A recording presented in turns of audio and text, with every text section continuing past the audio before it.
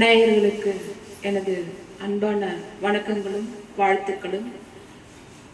மீண்டும் உங்கள் அனைவரையும் இந்த நிகழ்ச்சியின் வாயிலாக சந்திப்பதில் நான் பெரும் மகிழ்ச்சி அடைகின்றேன். மனதில் உறுதி வேண்டும், இதுதான் இன்னைக்கு நாம் எடுத்திருக்கிற தலைப்பு. இந்த உலகத்தில் நாம இன்னைக்கு வாழ்ந்துகிட்டு இருக்கோம். சமூகம் என்பது நாம் வாழக்கூடிய மிகப்பெரிய களம்.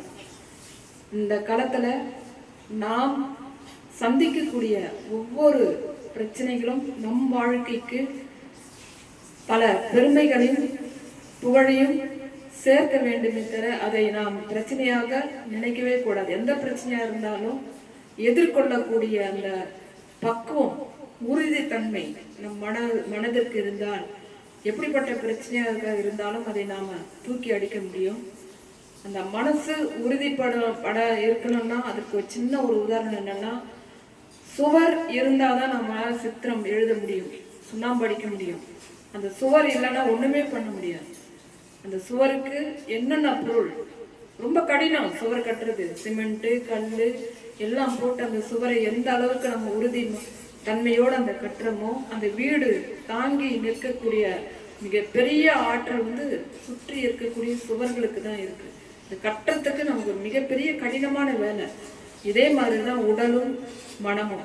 அந்த உடல் ஆரோக்கியமாகவும் மனம் உறுதித்தன்மையாகவும் இருந்தால் மட்டுமே இந்த வாழ்க்கையில் வரக்கூடிய போராட்டங்களையும் பிரச்சனைகளும் நாம் சந்திக்க முடியும். எதா இருந்தாலும் ஜீரணிக்கணும், ஏற்றுக்கொள்ள வேண்டும். நீங்க 2011 நினைக்கிறேன் நான். அந்த சமயம் பார்த்தீங்கன்னா இந்த 10th படிச்ச பசங்கள்லாம் ஃபெயில் ஆயிட்டா விபரீதமான முடிவுகள் எடுத்தாங்க அந்த டைம்ல. அப்பதான் நான் புத்தகம் எழுதுறதை நிறுத்திட்டு நேரா முதன்மை கல்வி அலுவலரை சந்திச்சு அனுமதி பெற்று ஒவ்வொரு பள்ளியா, 4 வருடம் எனக்கு தான் வேலை, ஒவ்வொரு பள்ளியா போயிட்டு ஸ்டூடெண்ட்டை உட்கார வச்சு அவர்களை தட்டி கொடுத்து ஊக்கப்படுத்தி 1 hour அவங்களோட பேசி லைஃப்னா என்ன, எதிர்காலத்துல அந்த லைஃப்பை நம்ம எப்படி சந்திக்கணும், வரக்கூடிய தோல்வி எதுவா இருந்தாலும் அதை ஏற்றுக்கொள்ளக்கூடிய மனப்பக்குவத்தை நம்ம எப்படி வளர்த்து கொள்ள வேண்டும் அப்படின்னு அவங்களுக்கு நான் நிறைய மெசேஜ், நிறைய ஆலோசனைகளை, நிறைய அறிவுரைகளை நான் சொன்னேன். அது கரெக்டா ஒர்க் அவுட் ஆச்சு. பிள்ளைகள்லாம் ரொம்ப சந்தோஷப்பட்டாங்க, கைத்தட்டி ஆரவாரம் செய்தாங்க. இதுல ஒரே ஒரு சின்ன என்னன்னா, கல்லூரியில பணி முடிச்சுட்டு நான் வந்துகிட்டு இருக்கேன், என் கூட ஆசிரியர்களாக வராங்க. ஒரு சின்ன பையன் சைக்கிள் ஓட்டிட்டு வந்தார், ஒரு 6ஆம் வகுப்புன்னு நினைச்சுக்குங்க. திடீர்னு கீழே விழுந்துட்டான். அப்புறம் நான் ஓடி போயிட்டு குழந்தைய தூக்கலான்னு போனேன். டீச்சர்ஸ் எல்லாம் கூட என்னங்க இப்படி ஓடுறீங்கன்னு கேட்டாங்க. பிள்ளை கீழே விழுந்துட்டான் அப்படின்னு. ஓடும் பொழுது அந்த பையன் சொன்னான், அப்படியே நில்லுங்கன்னு சொன்னான். எனக்கு ரொம்ப தூக்கி வாரி போட்டுச்சு. இல்லப்பா நீ கீழே விழுந்துட்டே, அடிபட்டிருக்குமே அப்படின்னு. அதெல்லாம் இல்லைங்க, எத்தனை முறை கீழே விழுந்தாலும் எழுந்து நிற்கக்கூடிய தைரியம் என்னிடம் இருக்கிறது. நான் எழுந்துக்குவேன், என்னால் எனக்கு அந்த தைரியம் இருக்கு அப்படின்னு சொல்லி சட்டுன்னு அந்த சைக்கிளை நிறுத்திட்டு 2 கையை தட்டிட்டு அப்படி எழுந்து நின்றுட்டான். ஒரு சின்ன பையன், 6ஆம் வகுப்பு படிக்கக்கூடிய பையன் ரொம்ப தெளிவா பேசினான். எனக்கு அந்த தைரியம் இருக்கு, நான் எல்லாத்தையும் சந்திப்பேன், எவ்வளவு பிரச்சனை இருந்தாலும் எனக்கு அது தூசி மாதிரி தட்டி விடுவேன், நீங்க அதுக்கெல்லாம் பயப்படுறீங்க, ஒண்ணும் இல்லை அப்படின்னு சொல்லி ரொம்ப தைரியத்தோடு அந்த பையன் எழுந்து மறுபடியும் அந்த சைக்கிளை எடுத்துட்டு போறதை நான் பார்த்தேன். அப்பதான் எனக்கு தோணுச்சு, அவன் மனசுக்குள்ள இருக்கக்கூடிய அந்த உறுதித்தன்மையை நான் பாராட்டினேன். அது அவனா வளர்த்துக்கிட்டது. ஒரு உறுதித்தன்மை மனசுக்குள்ள வரணும்னா அது நாம தான் அதை வளர்த்து கொள்ள வேண்டும். லைஃப்னா நிறைய பிரச்சனை வரும். ஆசை கனவு கைகளில் சேர்ந்தால் வாழ்க்கையும் சுருக்கம் ஆகுமே. நாம ஆசை கனவுல காணணுங்க, இப்படியெல்லாம் வரணும். நான் நிறைய கனவு காணுவேன், நிறைய பாடல் பாடும், நிறைய புக்ஸ் எல்லாம் எழுதி இந்த சமூகத்துக்கு தரணும், கொடுத்துட்டேன். நிறைய ஸ்பீச் கொடுத்து ஒரு வழிகாட்டுதல யாருக்கு, இளைய சமூகத்துக்கு நான் செய்யணும் செய்தேன்.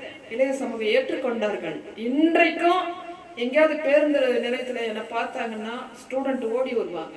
அவங்களுக்கு மேரேஜ் ஆகி பிள்ளைங்களாம் இருக்காங்க. அவங்க ஓடி சந்திரா மிஸ் தானே அப்படின்னு சொல்லி கை பிடிச்சி கேட்கறது. ஏன்னா என்னைக்கோ நான் சொன்ன ஆலோசனை அறிவுரை இன்னமும் அவங்க ஆழ் மனசுல அப்படியே படிஞ்சிருக்கு அப்படின்னு சொன்னா அதற்கு எவ்வளவு பெரிய ஒரு சக்தி. அதுதான் உறுதித்தன்மை. ஆகவே பிள்ளைகளுக்கு நாங்க சொல்றோம், பெற்றோர்கள் சொல்லக்கூடிய நல்ல விஷயங்களை ஏற்றுக்கொண்டு வாழ்க்கையை சந்திக்கணும். தோல்வி வெற்றி எல்லாமே மாறி மாறி வரும். எதை ஏற்றுக்கொள்ளக்கூடிய மனம் உறுதி இருந்தா எல்லாத்தையும் நாம் வெற்றியோட சந்திக்கலாம். இன்னைக்கு நல்ல பாடலை கொடுக்க போறோம். முதல்வராக இன்று அவர் பொறுப்பேற்று இருக்கக்கூடிய இளைய தளபதி விஜய் சார் ரொம்ப நல்ல மனுஷன். அவரை நான் சந்திச்சிருக்கேன். அவர் பாடிய பாடல் தான் இது. அவரு நடிச்ச படத்துல இருந்து மீண்டும் ஒரு பாடலை உங்களுக்காக நாங்கள் வழங்குறோம். இந்த பாடலை எழுதியவர் பழிவாறு சாரு. அற்புதமான ஒரு பாடல் ஆசிரியர். அவர் கொடுத்திருக்கிற வார்த்தைகள் எல்லாம் மிகவும் அற்புதமானவை. ரொம்ப அமைதியான ஒரு பாடலாசிரியர். அழகான வரிகளோடு தான் அவர் பாடலை கொடுத்து உலகையே வியக்க வைத்த ஒரு மிக மாபெரும் பெருமை பழிவாறு சாருக்கு பொருந்தும். அதே மாதிரி இந்த பாடல் மிக அற்புதமான பாடலை உங்களுக்காக வழங்குறோம். வாழ்க்கையை நாம சந்திப்போம், உறுதித்தன்மையை நாம் வளர்த்துக் கொள்வோம், மனசை பக்குவமா வச்சுப்போம். அதற்கு ஆன்மீகம் அவசியம். அதை நாம் துணையாக வைத்துக் கொள்வோம். கோவிலுக்கு போவோம், ஆலயத்துக்கு போவோம், விளக்கேற்றுவோம், தெய்வத்தை வழிபடுவோம். இறை வழிபாடும் தேசப்பற்றும் இந்த மொழி பற்றெல்லாம் சாதாரணமானதல்ல. அவங்களாம் வலிமை வாய்ந்த ஒரு ஆயுதம். இந்த மூன்றையும் தான் நான் கையில எடுத்தேன். மொழிக்காக புத்தகம், ஆன்மீகத்துக்காக இறைப்பற்று, தேசத்துக்காக இந்த வழிகாட்டுதல், மூன்றையும் நான் கையில் எடுத்து மிக சிறப்பா இன்னைக்கு நான் செய்துகிட்டு இருக்கேன். மக்களுக்கும் நல்ல வழிகாட்டுதல் கிடைக்குது. என்னுடைய மனசுக்கும் அது ஒரு மிகப்பெரிய ஒரு ஆறுதலா இருக்கு அப்படின்னு சொல்லி நன்றி கூறி விடைபெறுகிறேன். மீண்டும் பாடலில் உங்களை நான் சந்திக்கின்றேன். நன்றி, வணக்கம்.